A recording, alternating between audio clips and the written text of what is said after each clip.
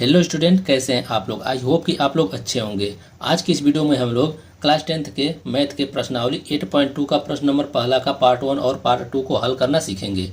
तो इस वीडियो को आप लोग पूरा देखिएगा क्योंकि बहुत महत्वपूर्ण है। तो चलिए पार्ट 1 हल करते हैं। तो पार्ट 1 क्या दिया हुआ है, साइन 60 अंश का इंटू कास्ट 30 अंश प्लस साइन 30 अंश इंटू काश 60 अंश। इसको हमें हल करना है। तो चलिए सबसे पहले हम लोग पार्ट 1 को हल करेंगे और फिर उसके बाद पार्ट 2 को हल करेंगे। स्टेप बाय स्टेप आप लोग पूरा वीडियो देखिएगा ध्यान से क्योंकि बहुत इंपॉर्टेंट है और अच्छे से समझिएगा, बोर्ड एग्जाम में बार बार पूछा जाता है।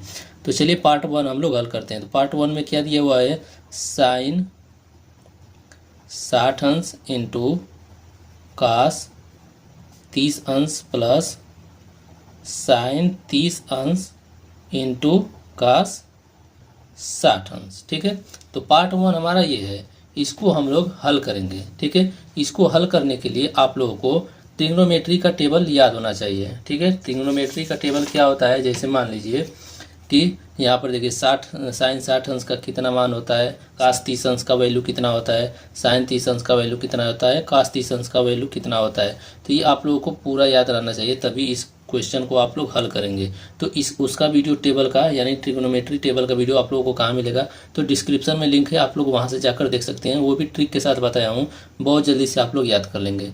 ठीक है, तो चलिए हम लोग इसको हल करते हैं। यहाँ पर देखिए क्वेश्चन में क्या दिया हुआ है, साइन 60 अंश। तो साइन 60 अंश का मान होता है, यहाँ पे बराबर करेंगे √3/2। ठीक है, यहाँ पे इंटू है तो गुणे का चिन्ह लगा लेंगे। ठीक है, अब इतना का मान हम लोग लिख लिए। अब यहाँ पर देखिए क्या दिया हुआ है, काश 30 अंश। काश 30 अंश का मान होता है √3/2। ठीक है, अब यहाँ पर प्लस है तो प्लस लिख लेंगे। अब क्या है, साइन 30 अंश। साइन 30 अंश का मान होता है 1/2, इंटू है तो गुणे लगा लेंगे। काश 60 अंश, काश 60 अंश का मान होता है 1/2। ठीक है, अब इतना हम लोग लिख लेंगे, सभी का मान हम लोग लिख लेंगे। अब इसको हम लोग हल करेंगे। तो यहाँ पर देखिए ये गुणा हो रहा है। ठीक है, यहाँ पर इतना दूर गुणा होगा, इसमें गुणा होगा, इतना दूर का इसमें गुणा होगा। ठीक है, अब यहाँ पर देखिए ऊपर का गुणा ऊपर कर देंगे, नीचे का गुणा नीचे कर देंगे। ठीक है, तो ऊपर क्या दिया हुआ है, √3 गुणे √3। तो यहाँ पर देखिए √3 गुणे √3 करेंगे तो यहाँ पर देखिए एक रूट में हो जाएगा 3 गुणे 3।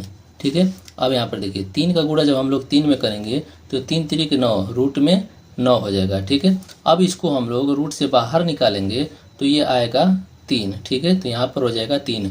अगर हम लोग √3 का गुणा √3 में करेंगे तो 3 आएगा। तो यहाँ पर हम लोग लिख लेंगे ऊपर 3/2 का गुणा 2 में करेंगे तो हो जाएगा 4। यहाँ पे प्लस है तो प्लस लिख लेंगे। ठीक है, अब यहाँ पर देखिए 1 का गुणा 1 में करेंगे तो 1 आएगा। ठीक है, बटे में 2 का गुणा 2 में करेंगे तो 4 हो जाएगा। देखिए ये भिन्न का जोड़ हो गया। अब हम लोग नीचे का एलसीएम लेकर इसको हम लोग हल करेंगे। ठीक है, तो भिन्न का हल करेंगे हम लोग। यहाँ पर देखिए 4 का 4 है, यहाँ पर भी 4 है, तो हम लोग जब एलसीएम लेंगे तो आएगा 4। ठीक है, फिर उसके बाद देखिए यहाँ पर 4 का भाग 4 में करेंगे तो कट जाएगा तो 1 आएगा। 1 का गुणा ऊपर करेंगे तो यहाँ पर हो जाएगा 3 प्लस, उसी तरह से इसे यहाँ पर देखिए 4 का भाग 4 में करेंगे तो कट जाएगा तो 1 आएगा। 1 का गुणा ऊपर 1 में करेंगे तो 1 आएगा। ठीक है, तो यहाँ पर 3 + 1/4 हो गया। ठीक है, अब यहाँ पर देखिए इसको हम लोग जोड़ देंगे। 3 को 1 में जोड़ेंगे तो 4 हो जाएगा, बटे में 4, 4 से 4 कट जाएगा, बचेगा 1। ठीक है, तो यही एक आंसर हो जाएगा। ठीक है, आई होप कि आप लोगों को अच्छे से समझ में आ गया होगा। चलिए अब दूसरा प्रश्न इसको हम लोग हल करते हैं।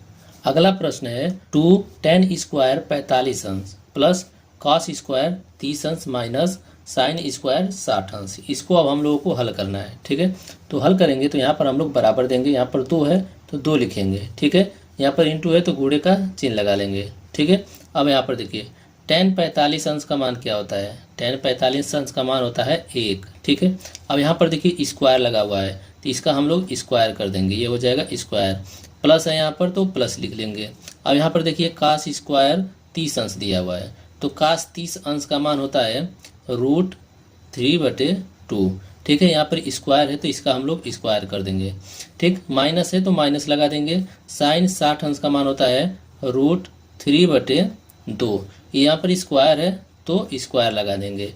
ठीक है, अब यहाँ पर देखिए यहाँ पर हो जाएगा 2 गुणा है तो गुणा हो जाएगा, एक का स्क्वायर हम लोग एक करेंगे, एक का स्क्वायर हम लोग करेंगे तो एक ही आएगा। जब एक का गुणा हम लोग दो में करेंगे तो दो ही आएगा, ठीक है। तो हम लोग यहाँ पर एक लिख लेते हैं, यहाँ पे प्लस है तो प्लस लिख लेते हैं, ठीक है।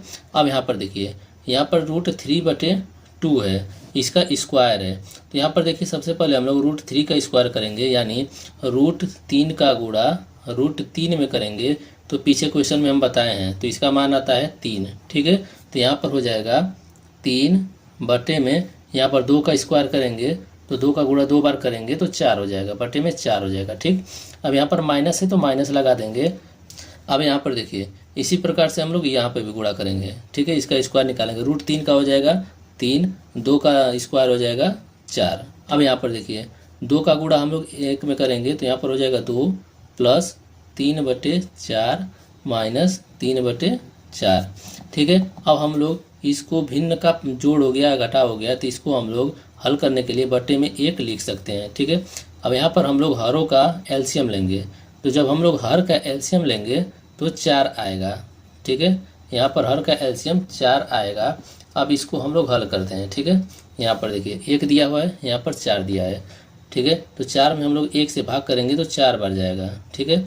तो 4 का गुणा ऊपर हम लोग 2 में करेंगे तो यहाँ पर हो जाएगा 4 दूना के 8, प्लस है तो प्लस लिख देंगे, ठीक। अब यहाँ से देखिए 4 से भाग 4 में करेंगे तो 4 से 4 कट जाएगा, 1 बचेगा। जब हम लोग 1 का गुणा ऊपर 3 में करेंगे तो यहाँ पर आएगा 3, माइनस है तो माइनस लिख लेंगे, ठीक है। फिर यहाँ पर देखिए 4 है, यहाँ पर भी 4 है, कट जाएगा, 1 आएगा, 1 का गुणा ऊपर 3 में करेंगे तो 3 आएगा, यहाँ पर हो गया 3। अब यहाँ पर देखिए प्लस में 3 है, यहाँ पे माइनस में 3 है, तो ये हमारा कट जाएगा, ठीक है, कट गया। अब यहाँ पर देखिए बराबर हो जाएगा, ऊपर क्या बचा 8, 8 बचा, नीचे क्या बचा 4, ठीक है। तो यहाँ पर देखिए 4 एकम 4, 4 दूना के 8, तो यहाँ पर क्या बचा 2, 2 नीचे क्या बचा 1, ठीक है। तो इसको हम लोग 2 लिख सकते हैं, तो यही आंसर आ गया 2, ठीक है। आई होप कि आप लोगों को ये दोनों क्वेश्चन अच्छे से समझ में आया होगा। अगर कोई भी डाउट, कोई भी कन्फ्यूजन हो तो आप लोग कमेंट करके पूछ सकते हैं। ये वीडियो आप लोगों को कैसा लगा कमेंट करके आप लोग ज़रूर बताइएगा, और इस वीडियो पर आप लोग नए हैं तो चैनल को सब्सक्राइब कीजिएगा और इस वीडियो को अधिक से अधिक लाइक ज़रूर कीजिएगा। तो आज के लिए बस इतना ही, मिलते हैं नेक्स्ट वीडियो में, धन्यवाद।